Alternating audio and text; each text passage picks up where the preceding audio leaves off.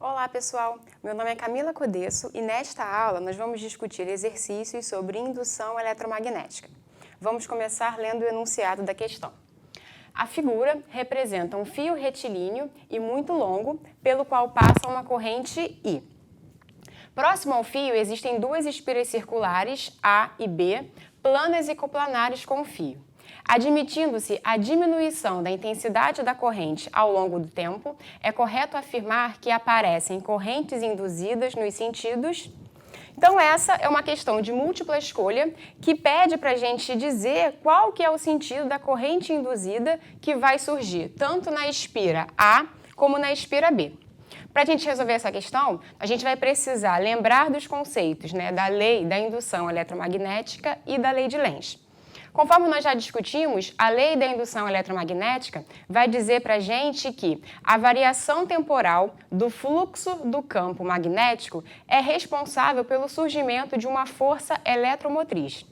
E essa força eletromotriz ela vai se traduzir no aparecimento, no surgimento de uma corrente induzida aqui nas nossas espiras, no caso na espira A e na espira B. E essa corrente ela vai sempre surgir no sentido de se opor à variação temporal do fluxo do campo magnético.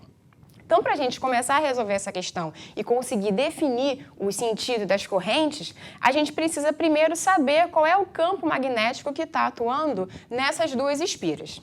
Bem, esse campo magnético ele é devido a essa corrente I que está fluindo aqui no nosso fio. Então vamos pensar o seguinte, nós temos um fio muito longo que está sendo percorrido por uma corrente I. A gente já sabe que num fio as linhas de campo são sempre círculos fechados ao redor do fio e o sentido da linha de campo é definido pela regra da mão direita. Como é que a gente faz para poder aplicar a regra da mão direita? A gente coloca o nosso dedo polegar no sentido da corrente e envolve o nosso fio com os outros dedos. Então, colocando aqui o meu dedo polegar no sentido da corrente, eu vejo que em cima do meu fio, os meus dedos estão entrando no plano do quadro. Isso significa que aqui na minha espira A vai atuar um campo magnético com uma determinada intensidade e a direção dele vai ser perpendicular ao plano do quadro e o sentido vai ser entrando no plano do quadro. Então, eu já vou representar aqui, o meu campo magnético na minha espira A. Então, eu vou ter que na minha espira A, o meu vetor campo magnético, ele está entrando na espira. Tá ok? Por outro lado, olha só, quando os meus dedos envolverem o fio, a gente vai observar que aqui embaixo no fio os meus dedos saem do plano do quadro. Então, isso significa que aqui na minha espira B vai atuar um campo magnético cuja direção também é perpendicular ao plano do quadro, mas agora ele está saindo do plano do quadro. Então, eu vou ter aqui na minha espira B um campo magnético, um vetor campo magnético. Eu estou aqui representando pela mesma letra, porque eu estou admitindo que essas duas espiras estão à mesma distância do meu fio de intensidade, que o meu fio está sendo percorrido por uma corrente I. Então, vou usar aqui a mesma letra. Então, na espira A, o meu campo magnético entra, na minha espira B, o meu campo magnético está saindo. O enunciado diz para a gente que, com o passar do tempo, ao longo do tempo, a intensidade da minha corrente ela vai diminuir.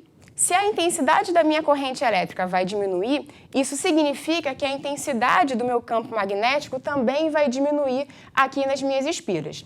A gente também já discutiu aqui no nosso módulo que o fluxo do campo magnético, vou colocar aqui, o fluxo de B, ele é dado pelo valor do campo magnético, o módulo desse campo magnético, vezes a área, vezes cosseno de θ.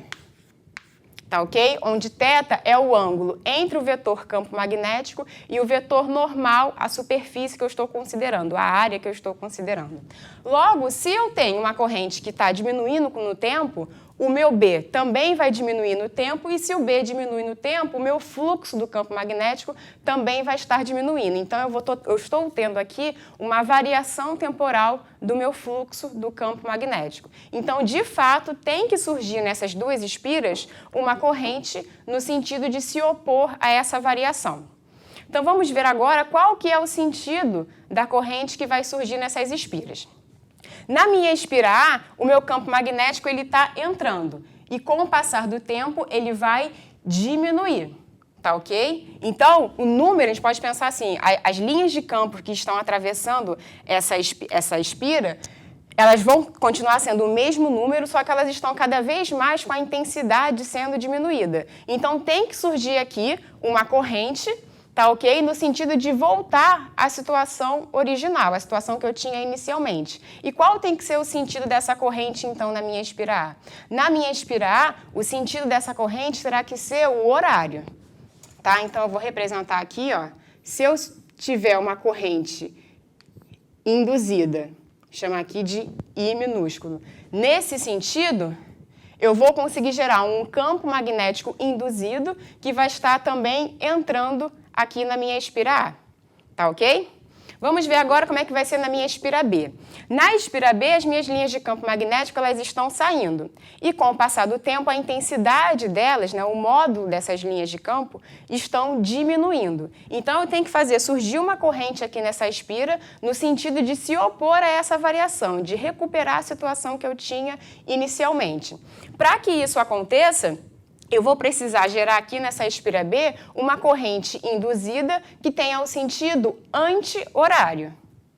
Então, eu vou representar aqui agora, eu vou chamar de I'. Tá ok? Então, se eu tiver uma corrente nesse sentido, eu estou gerando aqui linhas de campo que também vão estar apontando para fora e vão estar tentando voltar à situação que eu tinha originalmente. Vou tentar voltar ao valor, à intensidade do campo magnético que eu tinha no início. Com isso, eu vou ter, então, na minha espira A, sentido horário, na minha espira B, sentido anti-horário. Então, a resposta correta para esse item é aqui a letra A. Horário em A e anti-horário em B. Tudo bem? Vamos passar, então, para a próxima questão. Vamos resolver a segunda questão da aula. Ela diz o seguinte: um anel metálico é preso na extremidade de um cordão e posto para oscilar. Durante seu movimento, ele passa por uma região onde existe um campo magnético uniforme. Considere que o plano do anel permanece perpendicular à direção do campo magnético. Durante a oscilação, aparecerá uma corrente induzida no anel quando ele passar nas regiões.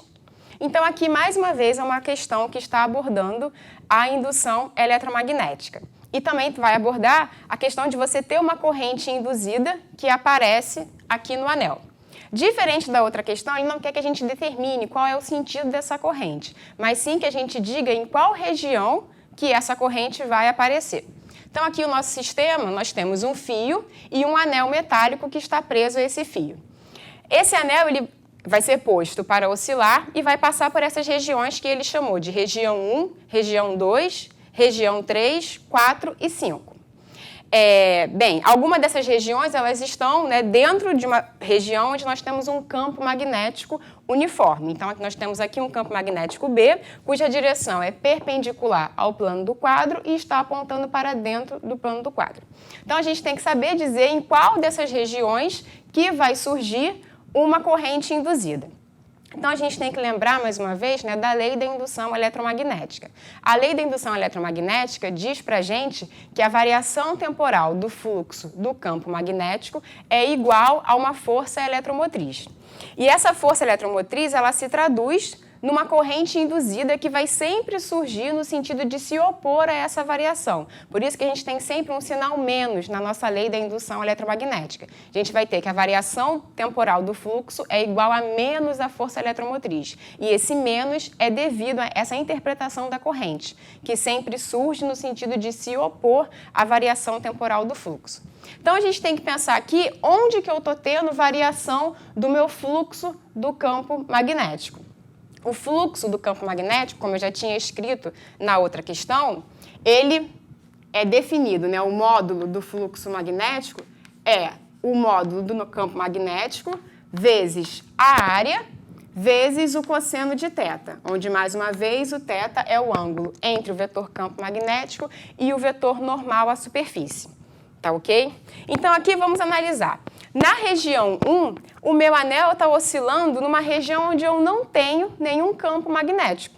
Então, aqui, se eu não tenho nenhum campo magnético, o meu fluxo de B, ele é zero. E ele não está variando em nenhum momento, porque em nenhum momento eu passo a ter um campo magnético. Então, nessa região, o meu fluxo de B é zero e eu não vou ter nenhuma variação temporal disso.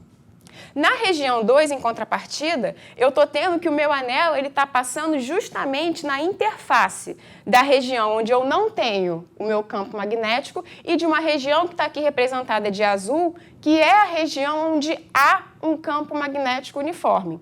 Então, como ele está passando de uma região que não tem campo para uma região que tem campo, eu vou ter uma variação temporal do fluxo do meu campo magnético. Antes eu não tinha nenhuma linha de campo atravessando o meu anel. Agora eu vou começar a ter linhas de campo que atravessam o meu anel. Então aqui eu vou ter uma variação temporal do fluxo do campo magnético e com certeza eu vou ter uma corrente induzida no meu anel. Então eu já sei que isso vai acontecer aqui na região 2. Na região 3, o meu anel ele está oscilando dentro de uma região onde eu tenho um campo magnético. E esse campo magnético é uniforme. Então, aqui dentro, em nenhum momento, eu estou tendo variação do meu campo magnético. Se eu não tenho a variação de B, eu não vou ter também a variação do meu fluxo. Até porque a minha área A é constante e não está mudando. Tá ok? Então, a única variação que eu poderia ter aqui seria devido a uma variação do meu campo magnético, que não acontece na região 3. Tá ok? Então, aqui nós não vamos ter nenhuma corrente induzida. Na região 4, acontece a mesma coisa da região 2. O meu anel, ele passa de uma região onde eu tenho campo para uma região onde eu não tenho o campo magnético.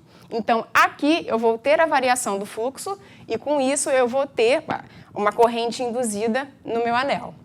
A região 5 é igual à região 1. O meu anel está oscilando no local onde eu não tenho nenhum campo magnético. Então, eu não vou ter o fluxo dele e, com isso, eu não vou ter a variação do fluxo. Então, também eu não tenho corrente induzida. Então, a resposta para essa questão é que eu vou ter corrente induzida apenas nas regiões 2 e 4. Tá ok? Então, é aqui, letra C. Nossa aula encerra-se por aqui. Eu espero que vocês tenham entendido os exercícios. Até a próxima aula.